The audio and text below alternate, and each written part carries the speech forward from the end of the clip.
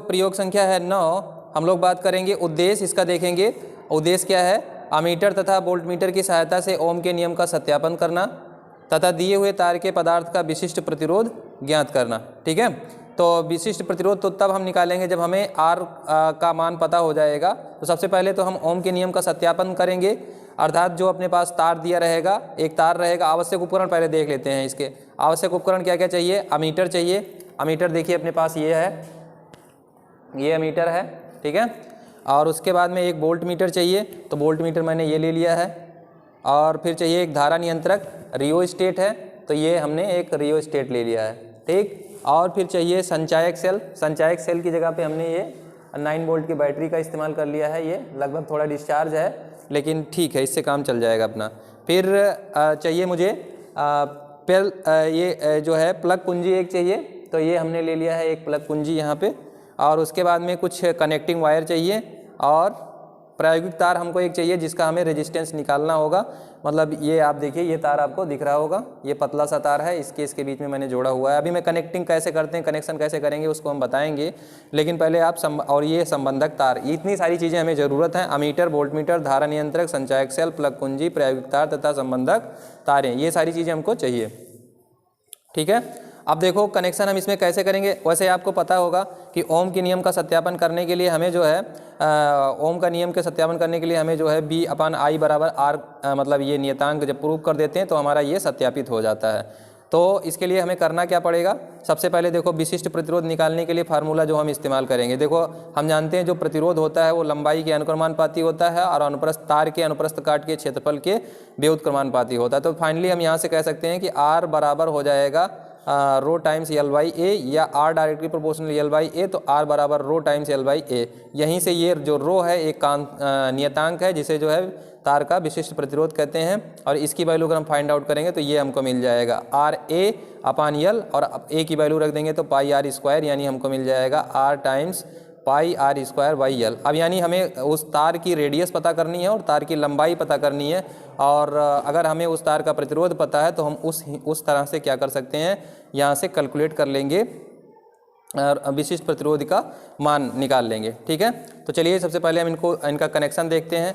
Connection के लिए देखिए, कनेक्शन कुछ इस तरह से करेंगे। कनेक्शन के लिए हमारा जो सीसा संचायक सेल रहेगा उसके पॉजिटिव टर्मिनल को अमीटर के जो है अमीटर के पॉजिटिव टर्मिनल से जोड़ देंगे, और फिर जो अपने पास अमीटर रहेगा, अमीटर के नेगेटिव टर्मिनल को हम ले जाकर के वोल्ट मीटर के पॉजिटिव टर्मिनल से जोड़ देंगे, और वोल्ट मीटर के नेगेटिव टर्मिनल को धारा नियंत्रक के जो दोनों कुंजियाँ लगी हुई हैं नीचे, चाहे आप इसमें जोड़ दीजिए चाहे इसमें जोड़ दीजिए, एक सिरे को इन दोनों में से किसी में जोड़ सकते हो, और फिर इधर आ जाइए। अब यहाँ तक कनेक्शन हुआ, उसके बाद में इधर आ जाइए। जो सीसा संचायक सेल था, सेल का नेगेटिव टर्मिनल को हमने यहाँ पे जोड़ दिया है कुंजी से, और कुंजी के दूसरे सिरे को ले जा करके हमने रियोस्टेट का जो ये ऊपर वाला राड वाला जो टर्मिनल होगा उस टर्मिनल में हम जोड़ देंगे। तो इस तरह से अपना कनेक्शन हो जाएगा, और फिर वोल्ट मीटर के साथ समांतर क्रम में उसी प्रतिरोध तार को हम लगाएंगे जिसका हमें प्रतिरोध ज्ञात करना है। समांतर क्रम में देखो मैंने यहाँ पे प्रतिरोध तार जोड़ दिया है। ठीक है, तो अब चलिए हम उसमें देखते हैं कि कैसे क्या कनेक्शन हुआ है।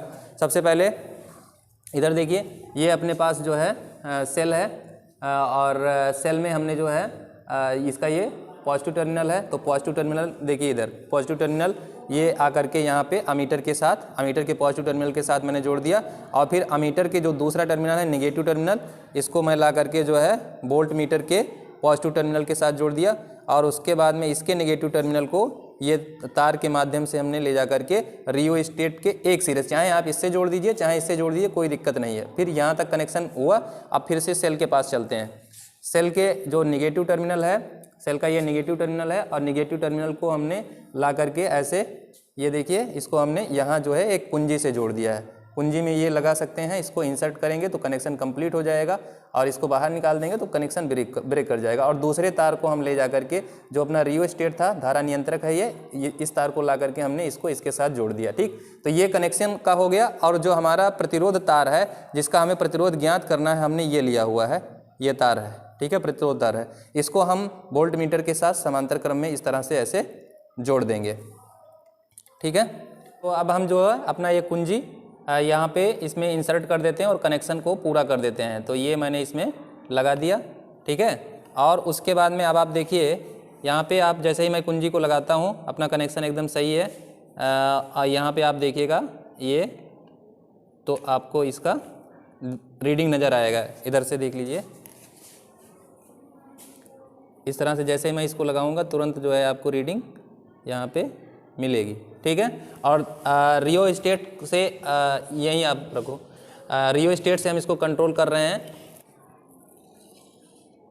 जैसे मैं रियो स्टेट को इधर लेकर जाता हूँ वोल्ट मीटर में इस तरह से जो है वेरिएशन होता है। ठीक है। तो ये हमारा कनेक्शन एकदम सही है।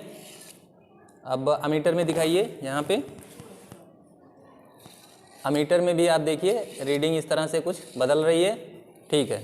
तो अब हमें क्या करना है, हर बार में बी और आई के लिए सारणी को भरना है। तो भागों की संख्या, पहले हम रियो स्टेट को कहीं पर एक जगह फिक्स कर देंगे। जैसे मान लीजिए रियो स्टेट को मैंने यहाँ पे कर दिया, यहाँ पे कर दिया। अब यहाँ पर करने के बाद में हम देख लेते हैं भागों की संख्या।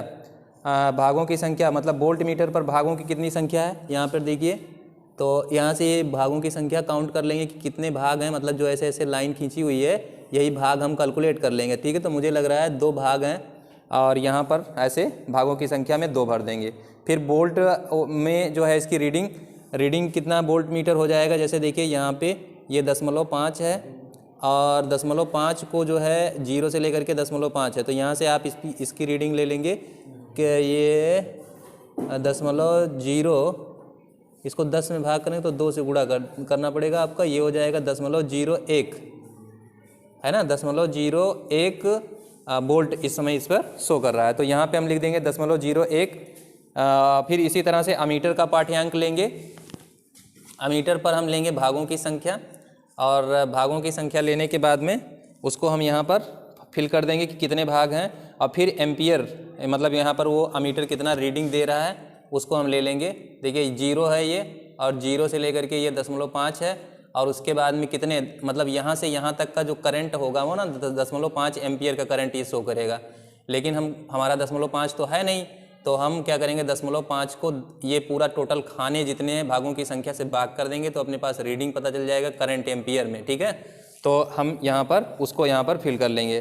फिर जब अपना ये वोल्टेज पता चल जाएगा और एम्पियर पता चल जाएगा, तो हम क्या करेंगे, ये R बराबर B/I करके प्रतिरोध निकाल लेंगे। ऐसे ऐसे जो है हम 1 2 3 4 मतलब 4-5 रीडिंग ले लेंगे, और 4-5 रीडिंग लेने के बाद में हम वहाँ से R1 R2 R3 R4 R5 निकाल लेंगे। और फिर क्या करेंगे, वहाँ से R निकाल लेंगे औसत। ठीक है। एवरेज निकाल करके जब हमारे पास R पता चल जाएगा, तो आप देखिए विशिष्ट प्रतिरोध कैलकुलेट करना है। तो जो अब आप देखिए जो हमने यहाँ पर तार लगाया हुआ है, इस तार के व्यास को नाप लेंगे, उसको स्क्रू गेज की मदद से इसका व्यास निकाल लेंगे, और इसकी लंबाई निकाल लेंगे कि कितना लंबाई है। तो व्यास निकाल करके आधा कर देंगे तो उसकी त्रिज्या हो जाएगी, और उसके बाद में इसकी लंबाई नाप लेंगे। ठीक है। तो जब ये सारी चीज़ें हम कर लेंगे, तो यहाँ से हम R का मान रख देंगे, स्मॉल r का मान रख देंगे, और कैपिटल R हम पहले ही कैलकुलेट कर चुके हैं, यहाँ से एवरेज निकाले थे, तो वो वैल्यू, और पाई का मान 3.14, और लंबाई हम यहाँ पर रख करके हल कर देंगे। सारी दूरी सेंटीमीटर में रखेंगे तो फिर हमको ओम सेंटीमीटर में यहाँ पे विशिष्ट प्रतिरोध प्राप्त हो जाएगा। तो इस तरह से आपका प्रैक्टिकल ये कंप्लीट हो जाएगा। आप इसमें ग्राफ भी खींचेंगे, तो जो बी के अलग अलग मान होते हैं, बी के अलग अलग मान को हम यहाँ पर शो कर लेंगे, जो वोल्ट मीटर का पाठ्यांक होगा, और उसके संगत जितनी करंट हमको सर्किट में मिल रही थी, ऐसे हम यहाँ पर वो एक्स अक्ष की दिशा में शो कर लेंगे, वोल्टेज को वाई अक्ष की दिशा में शो कर देंगे।